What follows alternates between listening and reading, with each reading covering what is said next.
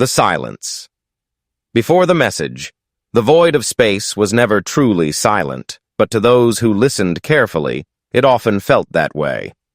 Among the scattered colonies of the Orion Belt, the Council of Worlds gathered inside their vast chamber of glass and steel. They had been waiting, watching, and listening for Earth's answer.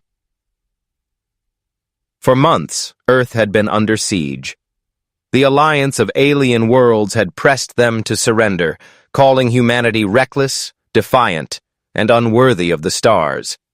Yet, despite the demands, Earth had refused to kneel. Cities burned, orbital stations crumbled, and millions suffered in silence. And still, there had been no message, no surrender, no plea for mercy. The aliens believed humans would eventually break. They had seen it before, with other species crushed under the weight of power. To them, Earth was only another stubborn world, loud, arrogant, but destined to bend. Then, on the 27th rotation of the siege, the waiting ended. A transmission appeared. At first it was faint, a ripple in the cosmic noise. Then it grew louder, sharper, until the voice of a human carried through every starship, every council chamber, every battlefield. "This is Earth," the voice began. The words were calm, but beneath them there was a weight, as if spoken from the edge of something final. "We have watched your fleets, your fire, your arrogance, and we have remained silent, not because we were weak, but because we were deciding." The chamber of the council went still. No one spoke. No one moved. The humans had chosen to speak, and the entire galaxy listened. "You believed we would beg. You believed we would surrender. But you never understood us," the voice continued. "We are not a people who bow. We are a people who rise, always. Even when we are broken, we rise again." The transmission was not just a voice. Alongside the words came images. City is rebuilding after disasters, ships rising from ruins, families standing hand in hand amid the ashes of war. The images burned into the minds of those who watched, proof of resilience that no weapon could erase. "Your fleets circle our skies, your armies crush our soil, and yet you still do not see," the message said, growing harder, colder. "We warned you once, in silence. Now we warn you again in words. What comes next will not be a battle. It will be a reckoning." Across the chamber, the alien leaders shifted uneasily. They had crushed empires before, and none had spoken like this. No world under siege had ever dared to threaten in such a tone. Yet Earth spoke with the certainty of one who had nothing left to lose, and everything still to protect. Then came the line that froze every heart. "You brought this upon yourselves." The message ended there. Silence returned to the stars, heavier than before. No demand, no surrender, no promise of peace. Only a warning. The council broke into murmurs. Some dismissed it as desperation. Others whispered of human madness. But a few felt something different, a tremor of fear. For in the voice of Earth, there had been no plea, only resolve.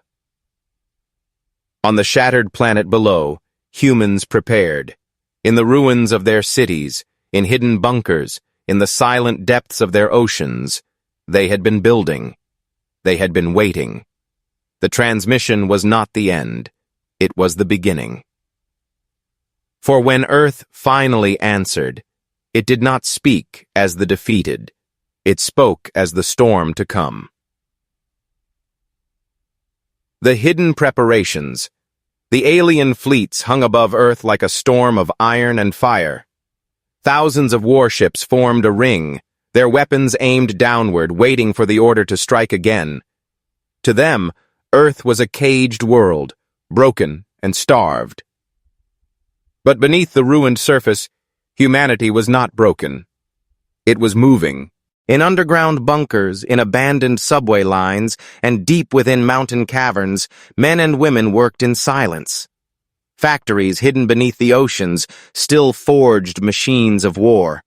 Research stations buried under ice still tested weapons too dangerous to show the world. While cities burned above, below the surface Earth's spirit remained unshaken. The aliens had watched Earth's armies fall, but they had never seen Earth's shadow, the side that always prepared for the unthinkable. Humanity had faced extinction before, from plagues, from wars, from disasters of their own making. Each time they had clawed their way back. And now, under the shadow of alien domination, they were preparing once more. The Council of Worlds believed the final message from Earth was only a cry of desperation. But within those words, hidden like sparks inside ashes, was truth. You brought this upon yourselves. The words were not spoken in weakness. They were spoken because something had already been set in motion. In a cavern far below the surface, Commander Elias stood before a towering machine. Its surface shimmered with dark steel, etched with markings no alien could read. Around him, engineers moved quickly, their faces grim, their eyes filled with fire. Is it ready? Elias asked. Almost, replied one of the engineers. The core is stable, but once we unleash it, there is no turning back. Elias looked at the machine, then at the young men and women working around it. He thought of the burning cities above, of families hiding in ruins, of children staring at skies filled with alien fire. His voice was steady. Then we unleash it, not for revenge, for survival, for Earth. Across the globe, hidden command centers prepared similar weapons. Not all were machines of war. Some were technologies the aliens could not imagine. Communication systems that bent light itself, shields wove in from magnetic storms, ships built not in orbit, but in the black silence of the deep seas. The silence of Earth had not been surrender. It had been the patience of a predator waiting for the right moment to strike. Meanwhile, in the alien fleet above, doubt began to spread. Captains replayed the human transmission, studying the words, searching for weakness. But all they found was certainty. On one ship, an officer whispered to his commander, "What if they are not bluffing? What if they truly have something left?" The commander scoffed. "They are finished. Their world burns. Their armies are scattered. What can they possibly do?" But even as he spoke, he glanced at the dark planet below, and unease stirred in his chest. For in every war recorded in the galaxy, no species had ever spoken as humans did, calm, unyielding, filled with defiance, even at the edge of death. Days passed. The fleets tightened their hold, waiting for Earth to show weakness. But Earth did not speak again. Earth did not beg. Instead, strange signals began to appear, small ripples in space, like echoes of something vast moving beneath the surface of reality. The aliens dismissed them at first, but then their ships began to vanish. One by one, warships patrolling close to the planet's atmosphere went silent, their signals cut off, their crews never heard from again. No explosions, no distress calls, only silence. Panic spread through the lower ranks. Rumors began to move faster than orders. Some said Earth had released weapons that could swallow entire ships. Others whispered that the humans had awakened something ancient, buried deep within their world. The Council of Worlds sent orders to strike harder, to break Earth completely. But before their fleets could fire, a new transmission filled the stars. It was shorter than the first. This is your final warning. Leave our skies, or what see. Ohm's next will not end with words. The voice was human. Calm. Cold. Certain. The aliens froze. Never in their history had a dying world spoken like this, and for the first time since the siege began, fear spread across the stars. Not in the hearts of humans, but in the hearts of those who thought they had already won. The first strike, the alien fleets had expected surrender, not silence. They had expected pleading, not threats. Yet after Earth's second message, the ring of warships above the planet felt less like a cage and more like a trap waiting to be sprung. At first, the Council dismissed the human warning. They sent orders to their fleets, tighten formation, prepare weapons, crush resistance completely. But even as the orders spread, the unease inside every command ship deepened. Something had changed. Patrol ships near the atmosphere continued to vanish. No explosions, no debris, only silence. Sensors reported nothing unusual, yet ships simply disappeared as if swallowed by the dark. On the flagship Orathis, Commander Vayar paced before the glowing display. He had led campaigns against 6 other species, each one ending the same way: fire from the skies, surrender from the ground. Never had he seen a world behave like this. "They are bluffing," one officer said. "It is desperation, nothing more." Vayar studied the black planet below, its surface scarred by fire. Yet the human voice echoed in his mind, calm, defiant, promising not hope, but vengeance. "Bluff or not," he said quietly, "fear is spreading through the ranks, and fear is dangerous." His words proved true only hours later. Without warning, the skies above Earth erupted with light. From beneath the oceans, vast pillars of fire rose, not from volcanoes, but from launch bays hidden deep beneath the waves. Submersible warships, cloaked for decades, broke the surface and hurled themselves into the heavens. The aliens scrambled to respond, their fleets breaking formation. But the human ships moved with precision, as if every step of the battle had been planned years in advance. One by one, alien vessels lit up with explosions. Human weapons were not as advanced, not as sleek, but they were brutal, designed with one purpose: to kill. Inside the council chamber across the stars, leaders watched in disbelief as their fleet feeds filled with fire. The humans were not broken. They had been waiting. Still, the aliens outnumbered them. The first wave of human ships fought fiercely, but fell quickly against the overwhelming armada. For every alien ship destroyed, 3 more closed in. Yet the humans did not retreat. They fought as if every life on Earth burned within them.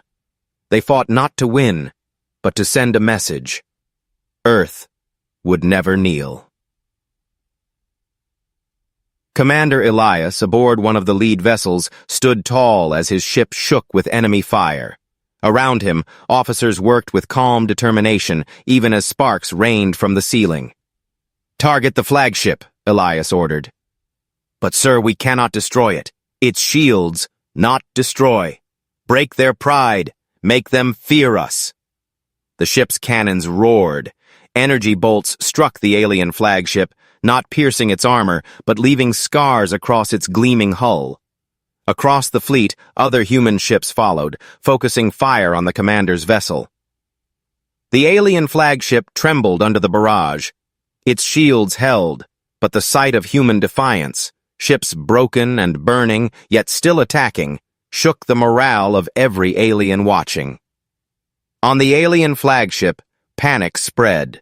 Officers shouted, demanding orders. Fear poisoned their discipline. And then, at the height of chaos, a third human transmission spread across the stars. It was not long. It was not complicated. "You thought us fragile. You thought us weak. But we are human. And when pushed to the edge, we do not fall. We fight." The words struck harder to "Han any weapon." For in every corner of the galaxy, species who had once feared the Council now listened. They heard humanity's voice, not as a cry of desperation, but as a roar of defiance. The battle raged on. Human ships were torn apart, their crews lost to the void. Yet even as they fell, they transmitted their final words into the black. For Earth, for humanity. One alien captain, watching the humans fight to their last breath, whispered what many had begun to realize. This war will not end as we thought. This is only the beginning. And far below, hidden in Earth's deepest bunkers, the true weapon remained untouched, waiting for the right moment to be unleashed. Because the first strike was never meant to win. It was meant to remind the galaxy of one truth: humans never stopped rising. The unveiling. The Council of Worlds believed they had seen humanity's last strength. The desperate strike from Earth's hidden fleets had burned bright, but it had not destroyed the encirclement. Alien numbers still overwhelmed them, and more reinforcements were already on the way. To the Council, it was only a matter of time. To the humans, it had only been the opening act. Deep beneath the planet's crust, in caverns carved by forgotten hands, the true secret waited. Machines the size of mountains hummed quietly. Massive reactors pulsed with blue light, their energy restrained by steel and will. Generations of human scientists had dreamed of this but never dared to use it. Now, with Earth burning, hesitation no longer remained. Commander Elias stood in the control chamber. Around him, engineers and soldiers worked in silence, their faces pale under the glow of the reactors. "This is not just a weapon," whispered one technician. "It will change everything." Elias nodded slowly. "Then let everything change. We warned them. Now they will understand." The chamber shook as the massive doors of the underground facility opened. Rising slowly from the earth, a colossal structure pierced the surface like a spear of light. To the fleets above, it looked at first like a tower, then like a weapon larger than any ship. Alien sensors screamed alarms. Energy readings spiked beyond anything recorded. On the flagship Orathis, Commander Vayar stared at the displays in disbelief. "What are they doing? That much energy will tear their own world apart." But the humans were not tearing their world apart. They were awakening it. The tower lit with streams of burning white. Energy arced into the skies, weaving into a shield that spread across the planet. Alien weapons fired instantly, desperate to destroy the structure before it stabilized.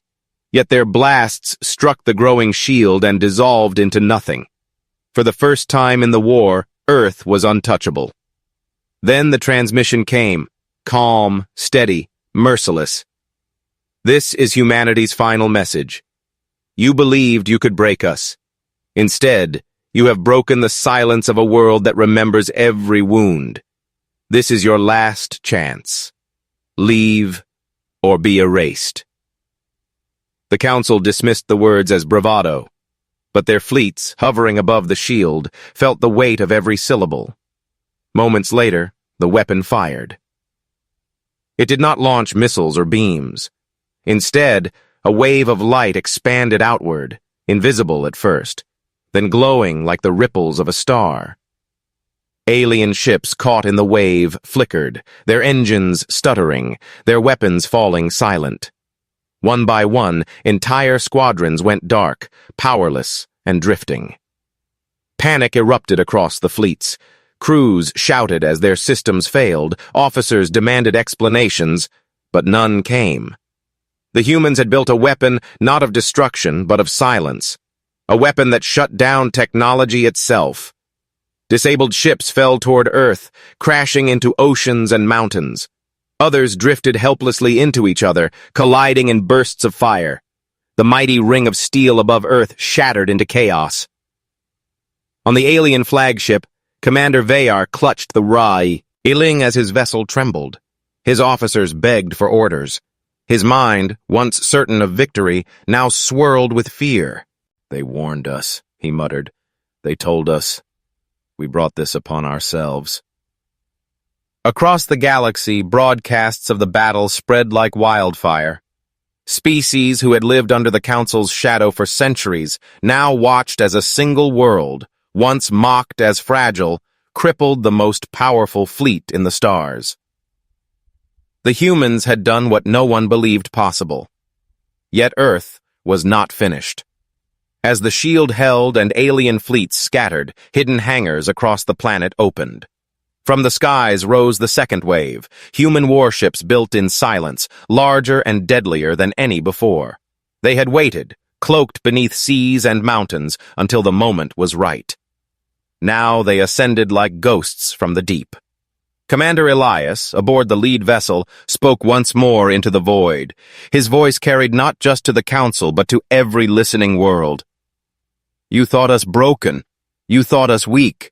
But this is the truth of humanity. We do not surrender. We do not kneel. We endure. We rise. And when the stars themselves stand against us, we answer. And across the stars, millions whispered the words that had begun this reckoning. You brought this upon yourselves. The reckoning. The galaxy had thought the battle for Earth would be swift, a final blow to crush a defiant species. But now, across every star system, the truth spread like fire. The humans were not broken. They were rising. The alien fleets above Earth drifted in chaos. Some ships burned, some fell into oceans, others floated powerless, their crews screaming into the void.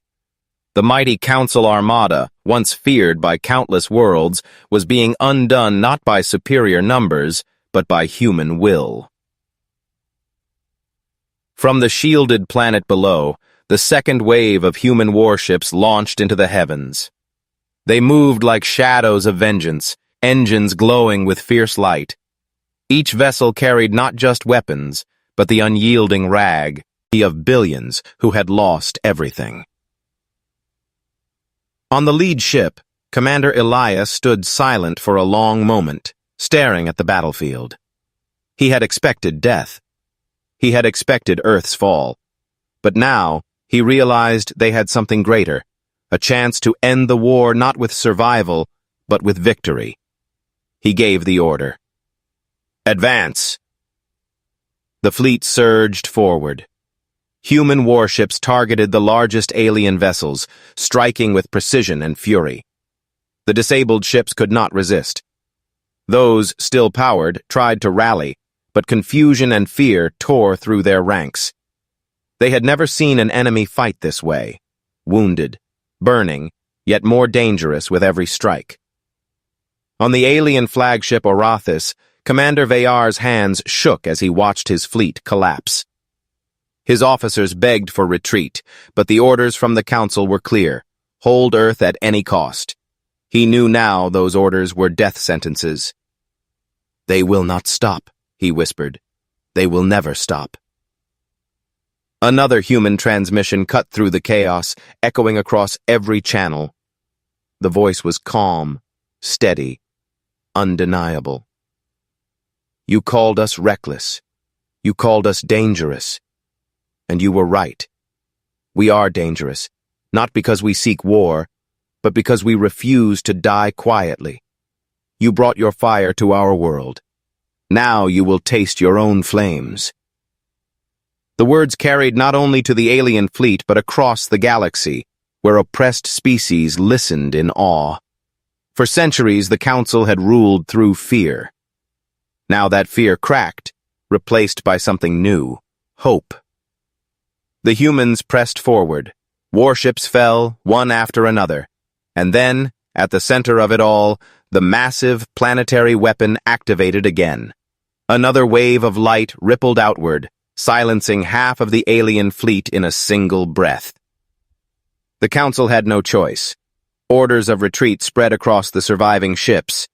Those who could still move fled, abandoning their abandoning their pride. And Earth, scarred, burning but unbroken, stood victorious. In the silence that followed, Commander Elias gave the final message, one that would be remembered for centuries. To the Council, and to every world watching, humanity does not seek domination. We seek freedom. But know this, if you ever bring chains to our skies again, we will break them. If you bring fire to our soil, we will return it 1,000-fold. Remember what you saw here. Remember the cost of underestimating us." He paused, his voice heavy with the weight of billions. "Because the truth is simple. You brought this upon yourselves." The transmission ended. Across the galaxy, the legend of Earth began to grow. Species long silent under the Council's rule whispered of rebellion. The fear of humanity's wrath spread into every council chamber, every throne room, every battlefield. No longer were humans seen as fragile, they were seen as inevitable. In the ruins of their cities, survivors looked to the sky and saw not despair, but the light of human ships returning home. Families embraced. Children whispered that they had seen the stars tremble, and though the scars of war would take centuries to heal, the spirit of Earth burned brighter than ever. Humanity had sent its final message, not just to the invaders, but to the entire universe, and the stars would never forget it.